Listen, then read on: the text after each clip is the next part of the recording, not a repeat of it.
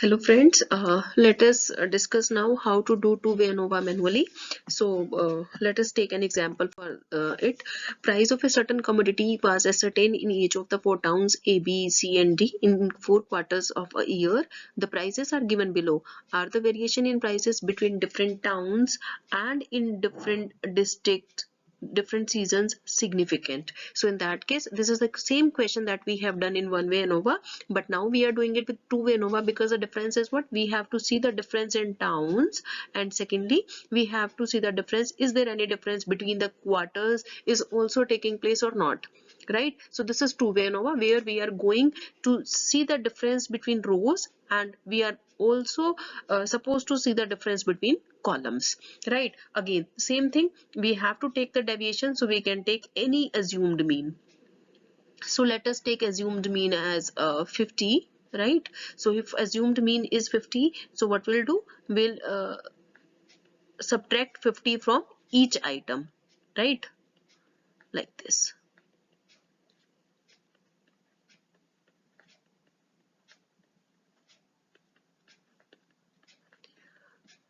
Now let us specify its hypothesis. So there will be two hypotheses, two null hypothesis and two alternate hypothesis, right? Null hypothesis first will be XA is equal to XB is equal to XC is equal to XD, or you can specify mu of A is equal to mu of B or is equal to mu of C and mu of D.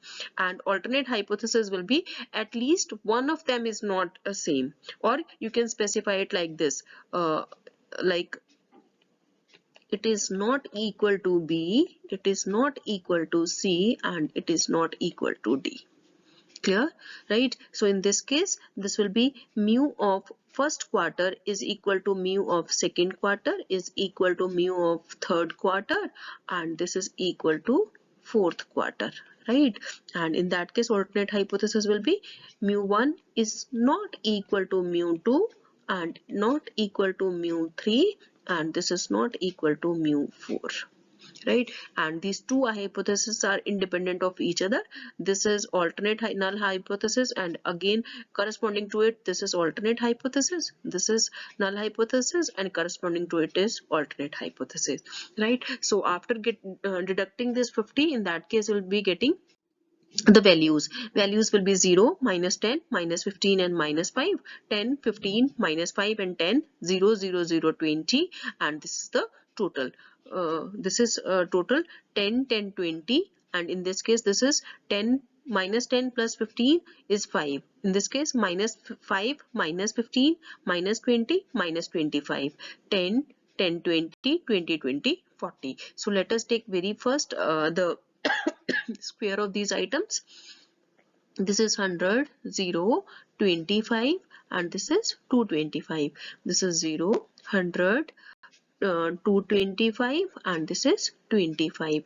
This is 100, this is 15, 15, 225, 25 and this is 100, 0, 0, 0 and this is 400. So let us take the total of all these terms,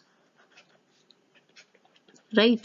So total of the first item will be, this is 20 minus 10 is 10, sorry 15, 10, 25 minus 10 is 20 and this is 350. यहाँ पर हो जाएगा minus का 30, यहाँ पर हो जाएगा 350 और यहाँ पर 30, यहाँ पर 250, 450, this is 20 and this is 400 और यहाँ पर अगर देखें तो 20, 20, 40 और यहाँ पर भी हमारा 40 आ रहा है, ठीक है?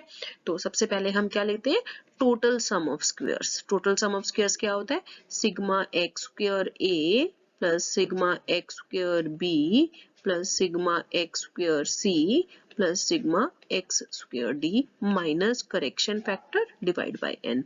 So this is becoming 350 plus 350 plus 450 plus 400 minus 40 square divided by n. N is coming as 16, right? So this value is coming as 1450.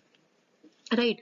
Now sum of squares between columns, now we will not be putting it as sum of squares between samples because we are having two kind of samples. One is between towns and second between quarters. So this is what between columns. columns के बीच में क्या है, x a का square, ठीक है, और कितना सैंपल साइज है इसका na, सिग्मा x b का square and nb x c square and this is nc, sigma x d का square nd minus t square and divide by n. So this value is coming as 20 square divided by 4 plus minus 30 square divided by 4 plus 30 square divided by 4 plus 20 square divided by 4 minus 40 square divided by 16, right?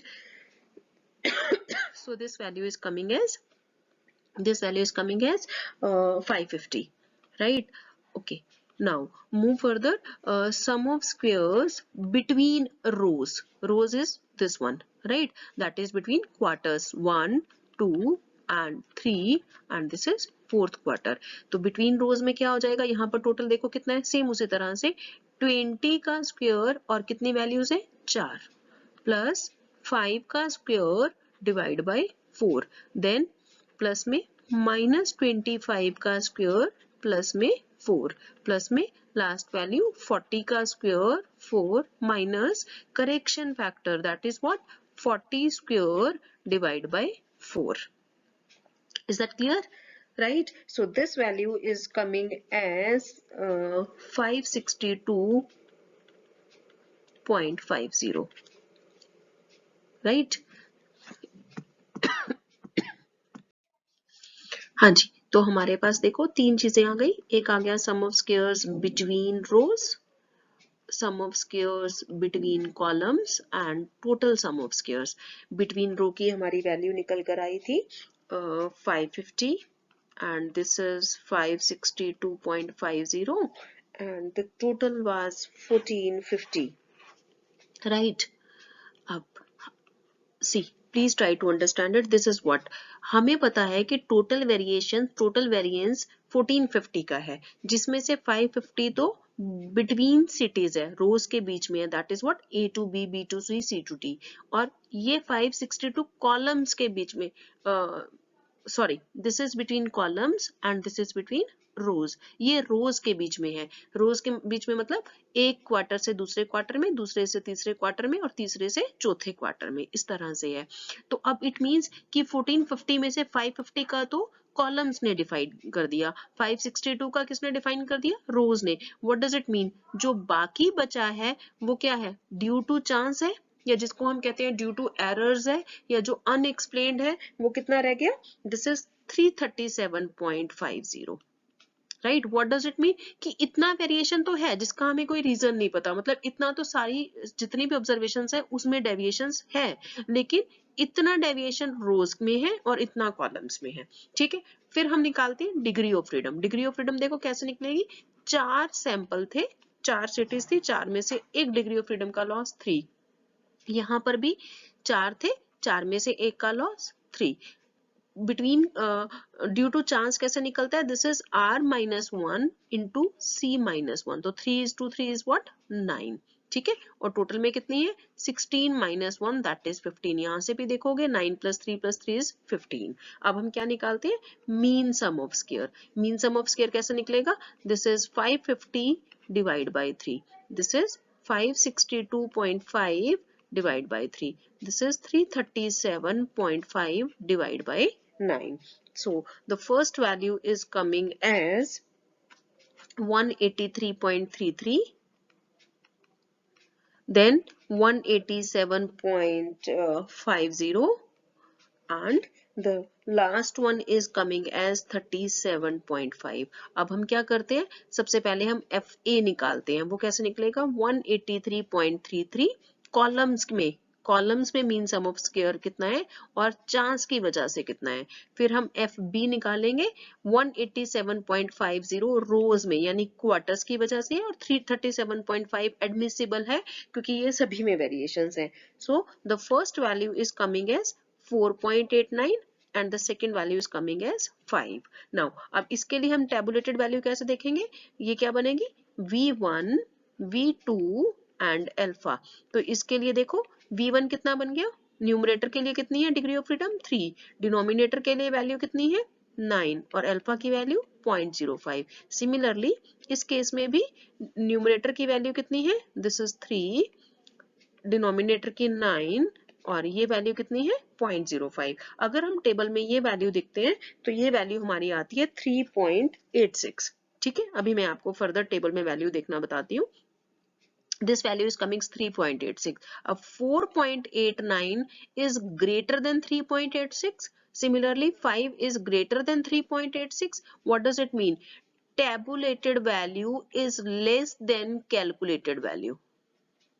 ठीक है, calculated value is more than tabulated value. अगर calculated value table की value से ज्यादा है तो it means acceptance limit से बाहर जा रही है, और अगर एक्सेप्टेंस लिमिट से बाहर जा रही है तो उस केस में हम क्या करते हैं, नल हाइपोथेसिस को रिजेक्ट करते हैं। रिजेक्शन का मतलब क्या है, there is a significant difference between the prices among cities. ठीक है, ये फर्स्ट वाला जो हमारा हाइपोथेसिस था उसकी रिजेक्शन। सेकंड, अब यहाँ पर ये वैल्यू भी हमारी क्या है, मोर देन 3.86 है, तो हम क्या कहेंगे, there is a significant difference between prices during quarters. ठीक है, तो हमारे दोनों हाइपोथेसिस रिजेक्ट हो जाएंगे और हम क्या कहेंगे, प्राइसेस में क्वार्टर्स में भी डिफरेंस है और सिटी वाइज भी डिफरेंस है।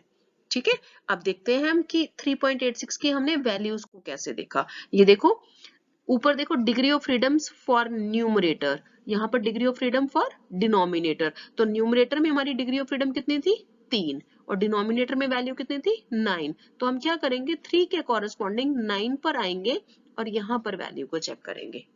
Right, so this value is 3.86। इस तरह से हम टेबल में वैल्यू देखते हैं, फिर कैलकुलेटेड वैल्यू को टेबुलेटेड वैल्यू से कंपेयर करते हैं। अगर कैलकुलेटेड वैल्यू टेबुलेटेड वैल्यू से ज्यादा होती है तो इट मींस वो रिजेक्शन रीजन में आ गई, तो हम क्या करेंगे, नल हाइपोथेसिस को रिजेक्ट करेंगे और ऑल्टरनेट को एक्सेप्ट करेंगे। So this is how we are doing two way ANOVA manually. So thank you so much.